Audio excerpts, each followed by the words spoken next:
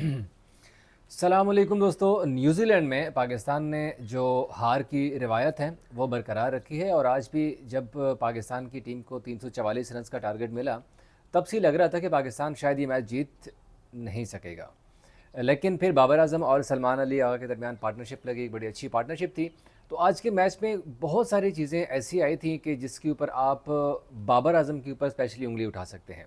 पहले ये था कि आज बाबर आजम के पास बड़ा अच्छा चांस था। जब हम T20 में हारे तब ये बातें कही जाने लगी कि अगर बाबर और रिजवान होते तो पाकिस्तान शायद T20 सीरीज़ ये ना हारता, क्योंकि बाबर और रिजवान सीनियर हैं और बड़ी वो कहते हैं ना कि उनकी तारीफ में कलाबे गाए जा रहे थे कि बाबर और रिजवान क्यों नहीं है।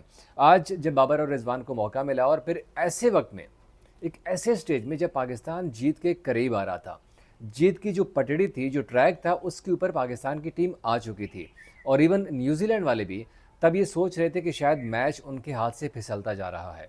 मैच में कुछ बहुत सारी गलतियां भी थी, स्पेशली टीम मैनेजमेंट की। जैसे कि आपने 4 पेसर्स के साथ मैदान में उतरने का फैसला किया, उसका भी एक नुकसान हुआ। कुछ एक्स्ट्रा का भी हुआ। फिर बाबर आजम के ऊपर आज तनकीद की जा रही है, हालांकि उन्होंने तो 78 रन बनाए हैं 83 गेंदों के ऊपर। फिर उन पर तनकीद क्यों है और उसके ऊपर तनकीद की बड़ी वजह जो है, बल्कि पहले मैं बाबर आजम के ऊपर आता हूँ। आज जिन लोगों ने मैच नहीं देखा, सबसे पहले मैं उनके लिए बता दूं कि 344 रन का टारगेट दिया था न्यूजीलैंड ने और 9 विकेटों के नुकसान पर। और पाकिस्तान की पूरी टीम 44.1 ओवर्स में 271 रन बनाकर आउट हो गई। तमाम 10 के 10 खिलाड़ी आउट हो चुके और आपने पूरे ओवर्स भी नहीं खेले। आगाज़ कुछ अच्छा ना था न्यूजीलैंड का। आकिफ जावेद पाकिस्तान ने जो डेब्यू करवाया था, उस्मान खान और मोहम्मद अली, ये 3 खिलाड़ियों से पाकिस्तान ने डेब्यू किया था और इन तीन डेब्यूटेंट के साथ मैदान में जब उतरे तब आकिफ जावेद ने बहुत इम्प्रेस किया। बड़ी ही शानदार बॉलिंग की आकिफ जावेद ने और 10 ओवर में एक मेडल भी किया, 55 रन दिए, 2 विकेट ली हैं। मोहम्मद अली ने भी 53 रन देकर 1 विकेट ली है और इसी तरह से फिर उस्मान खान बैटिंग में, उनके बारे में बात करता हूँ। लेकिन जो सबसे बड़ा फ्लॉ हमें नज़र आया आज के, पाकिस्तान की टीम जो थी वो 4 पेसर्स के साथ मैदान में उतरी। हारिस रऊफ़, नसीम शाह, आकिफ जावेद और मोहम्मद अली। अब शुरुआत से ही जब मैच शुरू हुआ तब हम भी ये सवाल कर रहे थे कि आपने 10 ओवर्स किससे करवाने हैं। आगा, सलमान अली आगा एक ऑप्शन थी जो कि T20 में भी बॉलिंग करते रहे हैं और यूजुअली वो बॉलिंग करते रहते हैं। तो हमने कहा चलें आगा से बॉलिंग करवाई जाएगी। फिर रिजवान ने मुसलसल इस्तेमाल किया पेसर्स का। जब मिडल में आ गए तब डैरल मिचेल सेट हो चुके थे, उनके साथ मार्क चैपमैन भी सेट हो गए थे और अच्छी पार्टनरशिप लग रही थी। आगा को फिर रिजवान ने आजमाया और 3 ओवर्स में उनको इब्तिदा में ही 32 रन पड़ गए। फिर जब उनको ज़्यादा मार पड़ी तब सवाल पैदा होगा कि अब आप बाकी के 7 ओवर्स किससे करवाएंगे। फिर इरफान नियाज़ी को ट्राई किया गया और इरफान नियाज़ी ने 5 ओवर में 51 रन दिए। वो कि इरफान नियाज़ी ने 3 विकेटें ली हैं, लेकिन 51 रन दिए। इसी तरह से सलमान अली आगा ने 5 ओवर में 67 रन दिए और इस तरह से उन्होंने 344 रन का टारगेट दिया। एक जो सबसे अलार्मिंग चीज़ थी जिसके ऊपर तनकीद मैं कहता हूँ कि बननी चाहिए। अब देखिए यहाँ पर टीम मैनेजमेंट के अक्ल को सलाम हो कि उन्होंने पहले बात तो है कि हमारे बॉलर्स ने ओवरऑल जो टीम थी हमारी, उन्होंने 43 रन एक्स्ट्राज भी दिए हैं। 43 जो कि ना वो अब सुनते हुए भी बड़ा अजीब लगता है कि आजकल इस मॉडर्न डे क्रिकेट में अगर आप इतना एक्स्ट्रा देंगे तो फिर आप ये तो ना सोचिए कि आप मैच जीत सकेंगे। खैर, आपने 43 रन एक्स्ट्रा दिए। अब जिस चीज़ के ऊपर हमें सबसे ज़्यादा हैरानी हुई थी कि आपने रेगुलर बॉलर नहीं खिलाया। आपके पास फ़हीम अशरफ भी बैठा हुआ है, इब्रार अहमद भी है, सुफियान भी है और फिर आपके पास खुशदिल शाह भी है। 2 ऑलराउंडर है। अगर आपने बैटिंग की तरफ जाना था तो आप फ़हीम अशरफ को भी खिला सकते थे, साथ में उनके खुशदिल शाह को खिला सकते थे। दोनों में से एक आपके पास अच्छी ऑप्शन थी। फिर पार्ट टाइम के तौर पर आप सलमान अली आगा से बॉलिंग करवा लेते अगर इन केस कोई ऊपर नीचे ऊंच नीच हो जाती। लेकिन नहीं, एक बड़ी गलती ये हो गई है कि आपने बॉलर नहीं खिलाया। दूसरी गलती, आपने 43 रन एक्स्ट्राज में दिए। अब जो पार्ट टाइम बॉलर हमने इस्तेमाल किए हैं, सलमान अली आगा और इरफान खान, उन्होंने दोनों ने मिलकर 118 रन दिए टोटल। अब 344 में से 118 रन आपके ये वाले हो गए, 2 पार्ट टाइम बॉलर्स के। 43 रन एक्स्ट्रास के मिलाएं तो अच्छा खासा आपके लिए टारगेट बन गया। अब अगर आप 43 माइनस कर लें और 118 में से चले आप 60 रहने दें तो कम से कम पाकिस्तान की टीम, न्यूजीलैंड जो ओरिजिनली न्यूजीलैंड ने जितने रन किए वो तकरीबन 260, 65, 70 के करीब करीब न्यूजीलैंड का टारगेट था और पाकिस्तान ये मैच जीत सकता था। लेकिन पाकिस्तान वही कहते हैं ना कि क्या किया जाए उनके लिए।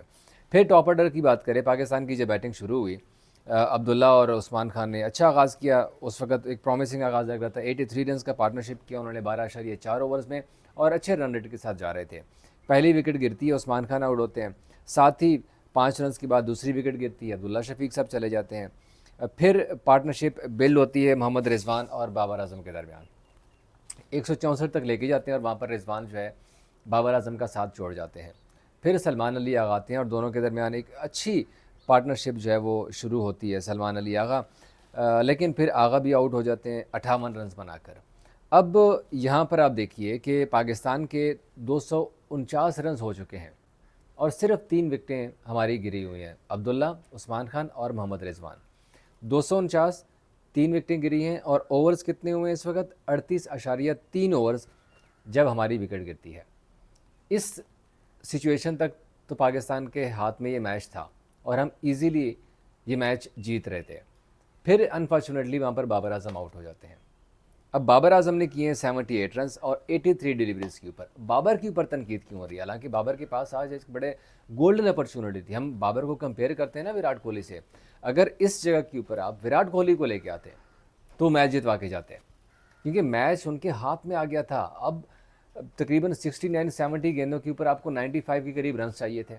मैच आपके हाथ में है, आप सेट हो चुके हो हैं, पूरी तरह से गेंद आपके बल्ले के ऊपर आ रहा है। तो विराट कोहली तो इस तरह का मैच कभी ना छोड़ता।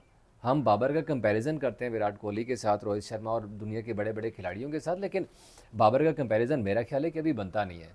क्योंकि देखिए बाबर आजम यहाँ पर आउट हो चुके हैं। दूसरी तनकीद जो हो रही है, बाबर ने 3 छक्के लगाए हैं, 5 के करीब चौके थे मेरा ख्याल है, मैं क्रॉस चेक कर लूँ एक सेकेंड। हाँ, 5 चौके लगाए, 83 डिलीवरीज हैं और 78 बाबर के रन हैं। स्ट्राइक रेट है उनका 93.97। और सबसे जो अजीब बात है कि बाबर आजम ने टोटल जो डॉट बॉल्स खेली हैं वो 39 है। 32 सिंगल्स हैं, 3 छक्के, 5 चौके और कुछ इसी तरह से डबल्स हैं, और 39 जो हैं बाबर आजम ने डॉट बॉल्स खेली हैं। अब अगर आप अपनी इतनी लंबी इनिंग्स में इतने ज़्यादा डॉट बॉल्स खेलेंगे तो फिर आपके ऊपर उंगली तो उठेगी। बाबर आजम के बारे में अब जो लोग कह रहे थे कि भाई अगर T20 में नहीं है, आप वनडे में अपना T20 में लेके, लेकिन पहले यहाँ तो आप उनको संभाल लें। बाबर आजम ने यहाँ से भी स्कोर नहीं किए। चलें जी, नीचे चलते हैं। अब बाबर आजम जब आउट होके चलते हैं, 249 रन के ऊपर पाकिस्तान की चौथी विकेट गिरती है। आते हैं तैयब ताहिर, रन आउट हो जाते हैं। फिर नसीम शाह, फिर आके हारिस, ये वो एक लाइन लग जाती है और टोटल जो है वो 271 पे 44.1 ओवर्स में आपकी 7 खिलाड़ी आउट हो जाते हैं।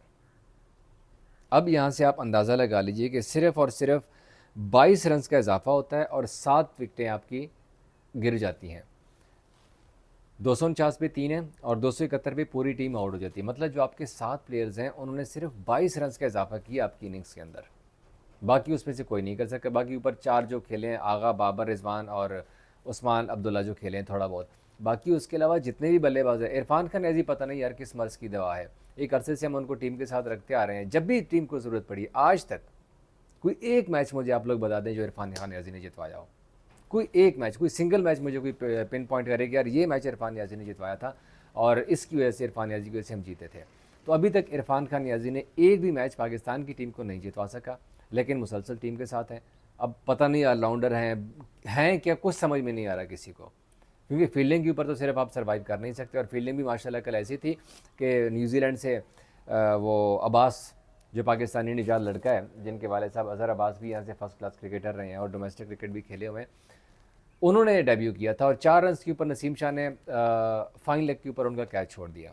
और फिर अब्बास ने जो कर दिया, अब्बास ने डेब्यू पे तेज़ तरीन निस सेंचुरी बनाने वाले प्लेयर्स बन चुके हैं और उन्होंने रिकॉर्ड बना दिया। तेज़ तरीन उन्होंने अपनी निस्फ सेंचुरी बनाई है। पता है कितनी गेंदों के ऊपर? सिर्फ 26 बॉल्स के ऊपर अब्बास ने जो है वो 52 रन बनाए, 3 छक्के 3 चौके, और वो नॉट आउट गए। सॉरी, एंड पे वो मोहम्मद अली ने आउट कर दिया था। तो ये पाकिस्तान टीम की सूरत हाल रही है और अगर यही सूरत हाल अगले मैचेस के अंदर भी होगी तो फिर आप ये नहीं कह सकते कि आप न्यूजीलैंड में जीत जाएंगे, क्योंकि जिस तरह आप पिछले 14 सालों से न्यूजीलैंड में हारते आ रहे हैं तो आगे भी पाकिस्तान की टीम ऐसी हारती रहेगी। आप इस हवाले से क्या कहते हैं कि पाकिस्तान की हार? क्योंकि मुझे जो लगा कि भाई एक तो हमारी टीम मैनेजमेंट का डिसीजन सही नहीं थे, उन्होंने प्लेइंग 11 सही नहीं बनाई थी, एक बॉलर की हमारे पास कमी थी और फिर बैटर्स की गैर जिम्मेदाराना शॉट्स और गेम अवेयरनेस की जो कमी थी, मुझे ये लग रहा है कि हम इस वजह से हारे हैं। और साथ में जो बॉलर्स ने एक्स्ट्रा दिया है, ये एक मेजर रीजंस थी 2-3 जिनकी वजह से पाकिस्तान की टीम आज का मैच हारी है। आपके ख्याल में हम क्यों हारे हैं? कमेंट सेक्शन में मुझे ज़रूर बताइएगा। Thank you.